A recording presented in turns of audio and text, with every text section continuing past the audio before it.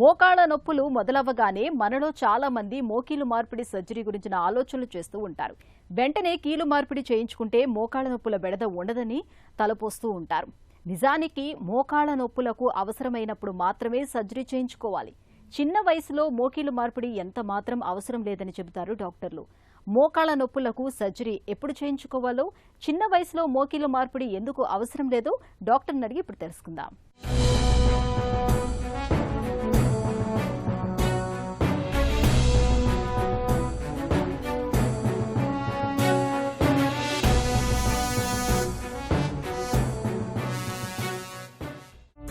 మోకీలు మార్పిడి సర్జరీపై ఎలాంటి అవగాహన అవసరం?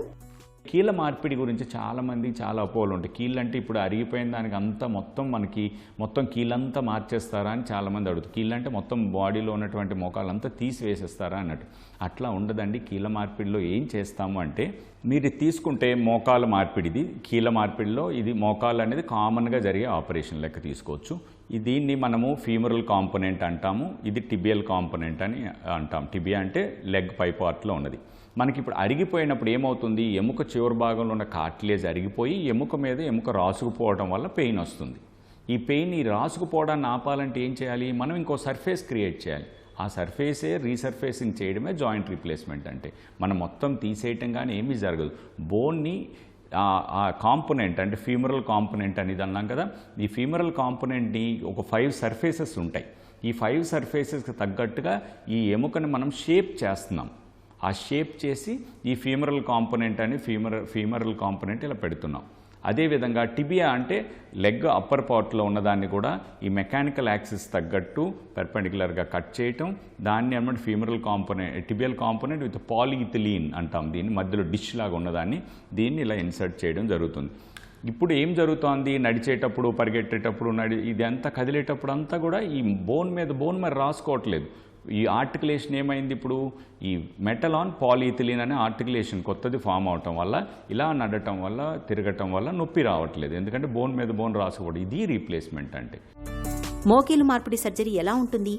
ఈ ఆపరేషన్ని మనము 2 పద్ధతుల ద్వారా అనుకోవచ్చు. మనం 2 పద్ధతులు అంటే, ఒకటి కన్వెన్షనల్ టెక్నిక్, రెండోది అంటే రోబోటిక్స్. కన్వెన్షనల్ టెక్నిక్ అంటే ఇటువంటి ఈ మోకాల్ని మనం ఈ కాంపోనెంట్స్ పెట్టడానికి మనం ఏం చేయాలంటే కట్ చేయాలన్నాం. మనం 2 అచీవ్ చేయాలి జాయింట్ రీప్లేస్మెంట్లో. ఒకటి ఎగ్జాక్ట్ మెకానికల్ అలైన్మెంట్ తీసుకురావాలి. మెకానికల్ అలైన్మెంట్ అంటే స్ట్రైట్గా అంటే ఈ హిప్ నుంచి centre of the hip, centre of the ankle ఒకే యాక్సిస్లో ఉండేటట్టు చేయాలి. చేయటం వల్ల ఈ మన్నికగా ఉంటుంది. ఇప్పుడు మనం ఒక అలైన్మెంట్ అనేది ఒక కారుకి టైర్ పెట్టేటప్పుడు కరెక్ట్గా అలైన్మెంట్ లేకపోతే అది 5000 కిలోమీటర్ రావాల్సింది 1000 కిలోమీటర్లకి అరిగిపోతుంటుంది ఇట్లా వెళ్ళటం. అదేవిధంగా ఈ జాయింట్ని కూడా కరెక్ట్ అలైన్మెంట్లో పెట్టడం ఇంపార్టెంట్. రెండోది, ఈ అలైన్మెంట్లో కట్ చేసి ఇలాగ కాంపోనెంట్ పెట్టేటప్పుడు స్టేబుల్గా ఉండాలి. అంటే సాఫ్ట్ టిష్యూ ఎన్వలప్ అనేది ఆ జాయింట్ని స్టేబుల్గా పట్టుకోవాలి. లేనప్పుడు ఒకవైపు ఓపెన్ అయినా ఒకవైపు టైట్గా ఉన్నా సరే పేషెంట్స్ నడవలేకపోవడము, ఇన్స్టెబిలిటీ ఉండడము, నడిచేటప్పుడు చాలా కష్టం ఉండడం జరుగుతూ ఉంటుంది. సో కరెక్ట్ అలైన్మెంట్కి తేవాలన్నా, కరెక్ట్ బ్యాలెన్సింగ్ కావాలన్నా ఈ 2 టెక్నిక్స్లోనే మనం వాడాల్సి ఉంటుంది. ఒకటి కన్వెన్షనల్ టెక్నిక్లో దాదాపు 90-95% వాళ్ళకి మనం ఈ 2 అచీవ్ చేయగలుగుతాం. యూజువల్గా 5 to 10% ఆఫ్ ది కేసెస్లో ఈ బోన్ మరీ వంకరగా ఉండడం, అంటే బోన్ కూడా వంకరగా ఉండేటప్పుడు కన్వెన్షనల్ టెక్నిక్స్ చేయడం కష్టం. అదేవిధంగా ఇంతకుముందు ఫ్రాక్చర్స్ అయ్యి వాళ్ళకి, ప్లేట్స్ ఉన్న వాళ్ళకి, రాడ్స్ ఉండడము, అటువంటి వాళ్ళకి ఏం చేస్తామంటే ఈ రోబోటిక్స్ అనేవి ఏంటంటే మనకి లోపల ఇంట్రామెడ్యులరీ రాడ్స్ కానీ అవి ఏమీ లేకుండా కూడా సర్జరీ చేయొచ్చు. కనుక రోబోటిక్స్తో మనం ఎగ్జాక్ట్గా 100% result get best alignment, best soft tissue balancing చేయడం జరుగుతుంది. అందువల్ల ఏంటి, పోస్ట్ ఆపరేటివ్గా పేషెంట్కి పెయిన్ లేకపోవడం, ఎక్కువ మన్నిక గల జాయింట్ కూడా ఇవ్వడం జరుగుతుంది. Longevity is also important. మోకీలు మార్పిడి తర్వాత ఎలాంటి సమస్యలు ఎదురవ్వచ్చు? మనము ఆపరేషన్ తర్వాత కాంప్లికేషన్స్ తీసుకుంటే 2 విధాలుగా మనం చెప్పుకోవచ్చు. Early complications, late complications. Early complications అంటే ఆపరేషన్ అయినప్పుడు లైక్ ఎనస్థీషియా రిలేటెడ్ రిస్క్లు మనం పక్కన పెడితే, అంటే అది పేషెంట్ బట్టి అవుతుంది, వాళ్ళకున్న కోమార్బిడ్స్ కానీ వాళ్ళకున్న హార్ట్ ప్రాబ్లమ్స్ హార్ట్ బట్టి మారుతూ ఉంటుంది. సో ఆ ఆపరేషన్ అంటే ఎనస్థీషియా రిలేటెడ్ రిస్క్లు తీసేస్తే జాయింట్ రీప్లేస్మెంట్ వరకు రిస్క్లు అంటే ఎర్లీ కాంప్లికేషన్స్ లైక్ డీవీటీ అంటాం, అంటే వెయిన్ క్లాట్ అని. అది ఎక్కడ లెగ్లో ఉన్నటువంటి వెయిన్లో క్లాట్ అవ్వటం వల్ల ఒక్కొక్కసారి అది డిస్లాడ్జ్ అయ్యి లంగ్స్కి వెళ్ళటము, లంగ్స్లో పల్మనరీ ఎంబోలిజం అంటాం, అట్లాంటి రావటం వల్ల ఆయాసం రావటం అనేది ఫస్ట్ ఫ్యూ డేస్లో వచ్చే అవకాశం ఉన్నది. అది కూడా మన ఏషియన్ కంట్రీస్లో, ఇండియాలోనే కాకుండా ఏషియన్ కంట్రీస్లో డీవీటీ ప్రివలెన్స్ అనేది చాలా తక్కువ ఉంది. అప్పటికి కూడా మనం అందరం కూడా హెపారిన్ లాంటివి ఇవ్వటము, అది జరగటం వల్ల లో మాలిక్యులర్ వెయిట్ హెపారిన్, తర్వాత ఎకోస్ప్రిన్ లాంటివి పెట్టి డీవీటీ ప్రొఫైలాక్సిస్ కూడా ఇవ్వటం వల్ల ఇటువంటి డీవీటీ కాంప్లికేషన్ కూడా చాలా వరకు ఆల్మోస్ట్ నివారించడం జరిగింది. ఇన్ఫెక్షన్ రాకుండా మనం అన్ని స్టెరైల్ మెథడ్స్ పాటిస్తాము. ఎవరైనా సరే అవన్నీ తప్పవు. ఎందుకంటే లార్జ్ ప్రాసెసెస్ ఇలాంటి లోపల ఈ జాయింట్ అనమాట, మెటల్ జాయింట్, ఈ పాలిథిలిన్ లార్జ్ జాయింట్ మనం వేస్తున్నాం కనుక ఈ మెటీరియల్ కానీ మన ఇన్ఫెక్షన్ కానీ అక్కడ మనకి వచ్చిందంటే చాలా ప్రాబ్లమ్స్ ఉంటాయి. ఎర్లీ ఇన్ఫెక్షన్స్ మనం ట్యాకిల్ చేయాలంటే యాంటీబయాటిక్స్తో పాటు ఇమీడియట్గా లైక్ ఫస్ట్ 3-4 వీక్స్లో వచ్చిందంటే infections poly exchange, antibiotic beads వేయటము, ఇట్లాంటి వాష్ ఇవ్వటం ఇట్లాంటివి జరుగుతూ ఉంటుంది. లేట్గా కొంతకాలం తర్వాత 3 months తర్వాత ఎప్పుడైనా ఇన్ఫెక్షన్ లాంటివి వస్తే దానికి రివిజన్ అంటే 2 stage రివిజన్ అంట. ఫస్ట్ ఇంప్లాంట్స్ తీయటము, యాంటీబయాటిక్ సిమెంట్ పెట్టడము, బీట్స్ వేయటము, వాష్ ఇవ్వటం ఇట్లాంటివి జరుగుతూ ఉంటుంది. దాని తర్వాత మళ్ళీ రివిజన్ అనేది ఇంకొక సర్జరీ చేయటం జరుగుతుంది.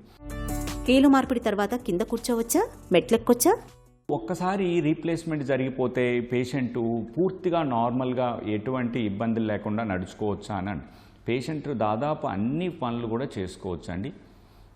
పేషెంట్ హాస్పిటల్లో ఉండేదే 2 నుంచి 3 రోజులు ఉంటారు. రెండో రోజే నడవడక ప్రారంభిస్తాము. ఫస్ట్ 2 weeks వరకు ఏదైనా కేన్ సపోర్ట్తో నడిపించడం జరుగుతుంది. తర్వాత నార్మల్గా నడవచ్చు. By end of the 2 to 3 months అయ్యేసరికి పేషెంట్ నొప్పి లేకుండా బయటకు నడవటం కానీ ఆ లైఫ్ స్టైల్ చాలా ఇంప్రూవ్మెంట్ ఉంటుంది కనుక దాదాపు అన్ని యాక్టివిటీస్ చేయగలుగుతారు. కింద కూర్చోవటం అనేది చేయొద్దని చెప్తాము. అదేవిధంగా పరిగెట్టడం లాంటివి చేయకూడదని చెప్పడం జరుగుతుంది. ఈ లిమిటేషన్స్ ఈ 2 తప్ప మిగిలిన అన్నీ కూడా దాదాపు వాళ్ళు చేయగలుగుతారు. రీప్లేస్మెంట్ తర్వాత పెయిన్లెస్ ఉండడము, అదేవిధంగా స్ట్రైట్గా ఉండడము, చాలా బెటర్గా ఉండడము, పోస్ట్ ఆపరేటివ్గా చాలా బెటర్గా ఉండడం జరుగుతుంది. మోకీలు మార్పిడి విఫలమైతే ప్రత్యామ్నాయాలేంటి?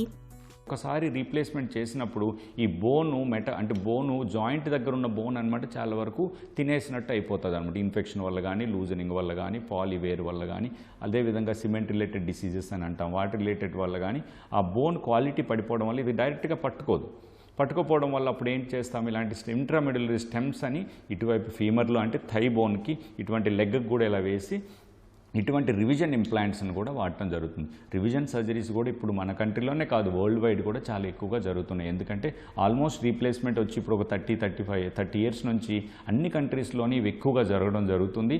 వాళ్ళు కూడా 20 years అయిపోయిన జాయింట్ రీప్లేస్మెంట్ అయిపోయిన పేషెంట్స్ కూడా ఇప్పుడు పెరుగుతూ ఉన్నారు. అదేవిధంగా ఎక్కువ జాయింట్ సర్జరీస్ అవ్వటం వల్ల ఇన్ఫెక్షన్ రేట్ కానీ అప్పుడప్పుడు జరగటం వల్ల పెరిఫరల్ జాయింట్స్ నుంచి కూడా ఈ జాయింట్ ఇన్ఫెక్షన్స్ కానీ, లూజనింగ్ కానీ ఇవన్నీ రావటం వల్ల ఏమవుతుంది, ఇప్పుడు రివిజన్ సర్జరీస్ కూడా ఎక్కువగా జరుగుతుంది. రివిజన్ సర్జరీ చేసిన కూడా ప్రాపర్గా చేసినప్పుడు వీటి వల్ల కూడా మంచి రిజల్ట్స్ ఉంటుంది. మోకాళ్ళ నొప్పులను నివారించుకోవచ్చా? నివారణ అనేది బేసికల్లీ వెయిట్తో మొదలవుతూ ఉంటుంది. ఈ మోకాళ్ళు అనేది ఆర్థరైటిస్ ఇప్పుడు మనం స్పెసిఫిక్గా మాట్లాడుతున్నాం కానీ దాని మీద వెయిట్ అనేది ఆ పేషెంట్కి ఉన్న హైట్ని బట్టి సక్రమమైన వెయిట్ ఉండడము, ఫిజియోథెరపీ ఎక్సర్సైజులు సక్రమంగా చేయటము, కింద కూర్చోపోవడం, మెట్లెక్కకపోవడము అట్లాంటి వాటి వల్ల పేషెంట్స్ యొక్క కార్టిలేజ్ని డ్యామేజ్ అవ్వకుండా ప్రొలాంగ్ చేయొచ్చు. ఇవి నివారణ మార్గాల కింద తీసుకోవచ్చు. వీలైనంత వరకు పారాసిటమాల్ లాంటి సింపుల్ పెయిన్ కిల్లర్స్ వేసుకోవడము, లైఫ్ స్టైల్ మోడిఫికేషన్ చేసుకోవడం వల్ల ఈ ఆర్థరైటిస్ నుంచి పెయిన్ నుంచి ఉపశమనం పొందొచ్చు. మోకాళ్ల నొప్పులు బాగా తీవ్రంగా ఉండి లేవడం, కూర్చోవటం వంటి దైనందిన వ్యవహారాలు కష్టతరంగా మారినప్పుడు, అది కూడా మోకీలు బాగా అరిగిపోయినప్పుడు మాత్రమే నీ రీప్లేస్మెంట్ సర్జరీ చేయించుకోవాలి. అప్పుడే సర్జరీ ఫలితాలు బాగుంటాయి. ఇక చిన్న వయసులో మోకీలు మార్పిడి చేయించుకోవటం ఎంత మాత్రం శ్రేయస్కరం కాదు.